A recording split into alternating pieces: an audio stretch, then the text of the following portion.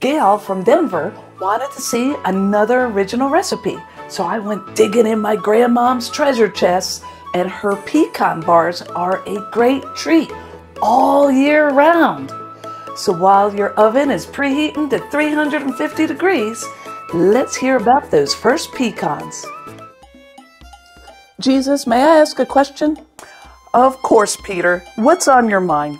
I know we're here for a solemn occasion, but I couldn't help but wonder, could we possibly have dessert?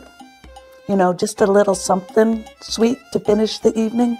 Peter, my dear friend, your sweet tooth is something I've come to appreciate. However, tonight we are focused on more important matters.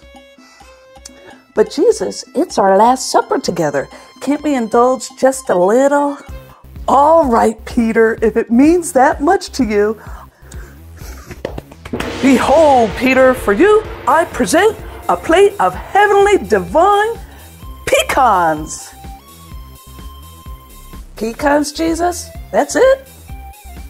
Peter, remember, it's the thought that counts. Besides, pecans are a delicious and healthy treat. Give them a try. Well, these are actually quite good. Enjoy your pecans, my friend. So now that your oven's heated, toast your pecans for about 10 minutes. Now for this recipe, you'll need 2 8x8 pans, which is what my grandmom used. Or you could probably use a 9x13 pan, but I remember her telling me this, so I'm just going to use it. And you line it with parchment paper so it doesn't stick and it's easy to get out. I remember why my grandmother used 2 smaller pans.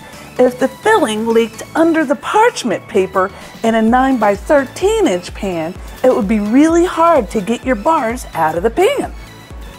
We're going to start with the crust, and that takes half a cup or 1 stick of room temperature butter. My grandma used a half a cup of margarine, but our modern tastes like unsalted butter instead. Half a cup of light brown sugar, and pack that cup solid and cream those together.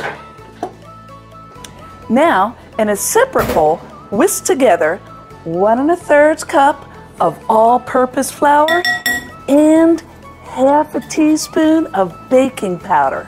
Add this in a little at a time. I'm finishing up stirring this by hand because you don't want everything to come together like a dough. And it will if you keep beating it. Then add in a 1/4 cup of finely chopped pecans. This will add a nutty flavor to the crust with some extra crunch. And when it starts to look like breadcrumbs, it's ready. Just don't go too far with the stirring. Then divide it evenly between the 2 pans. I weigh them just to make sure they're perfectly even. I know my grandmom, and she made just enough to exactly fit. And you can just press it down with your fingers. Keep it simple, right? And then bake for 10 minutes. Now for the filling, all you need is a bowl and a whisk. Real easy. And you take 2 room temperature eggs and whisk these till they're nice and frothy. Add in 3/4 cup of dark corn syrup and a 1/4 cup of light brown sugar. Pack it in there.